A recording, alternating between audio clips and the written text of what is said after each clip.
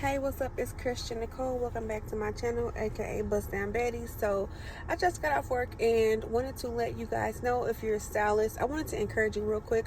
Like, sometimes we get in this like financial ruts when we're doing hair, and it's like, I don't feel like I'm making enough.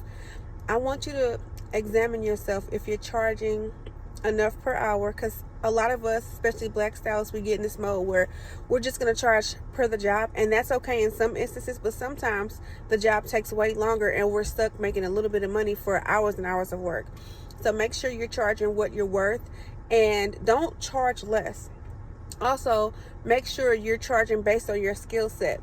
Some stylists do a money grab where they are unfamiliar with the work that they're supposed to be doing for a new client or a regular client. You know, they haven't really got the skill set up there, but they're charging like they have the skill set. So be careful with that. Be humble when you're starting out, or when you're starting out with a new technique, until you're completely confident that you got it.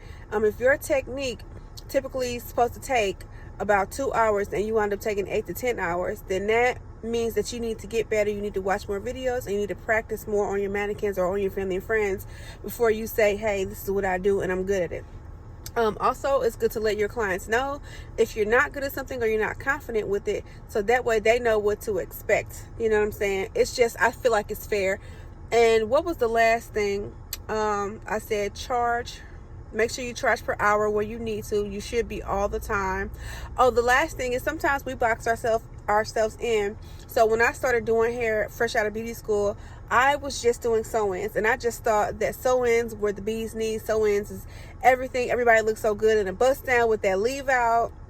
I'm doing every sew-in that you can think of, but I limited myself financially by the money that I could make, because I was turning down clients who wanted a retwist. I was turning down clients who wanted cornrows. I was turning down clients who wanted to, what else? Box braids, knotlet braids. I was turning down clients who wanted all these things. Meanwhile, if I had took those clients, I could have got adequate practice. I could have got really good at those things way sooner. I could have been way more knowledgeable about those things sooner.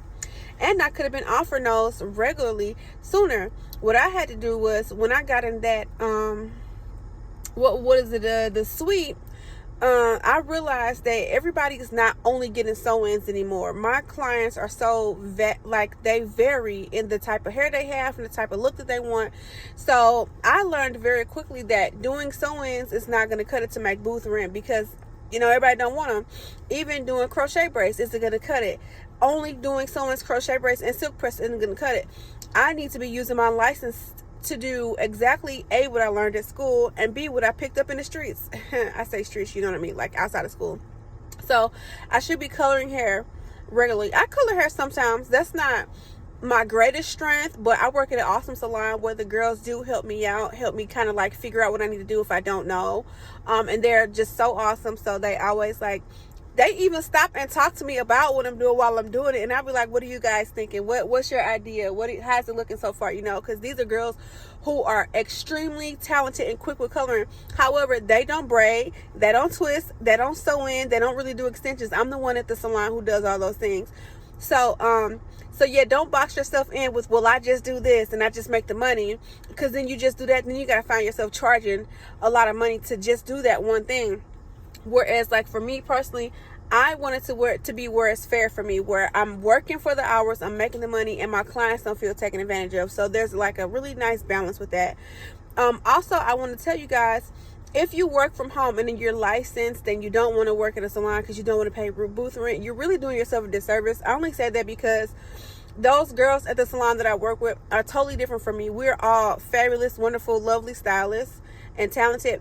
However, because they're different from me, they don't even do what I do on them inspired. Like, it wasn't until I started working at that salon with those girls that inspiration started really hitting me. And I started doing stitch braids. I got way better in knotless braids.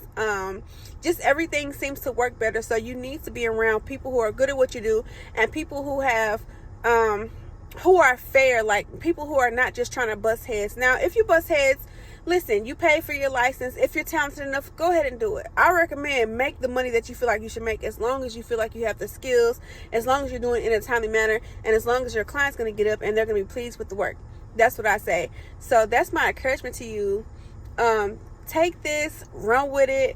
Open up your list. You know, the other thing is with doing hair, because I only used to do like sew-ins and wigs and then crochet braids, and then turned into, now I do men's hair, now I do cuts, and I do little fades, and I do half braids, half fades, and like I do so many things.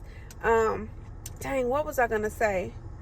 I forgot what I was gonna say. I guess if I remembered, I'll make the rest of the video. What I was gonna say is, don't say no.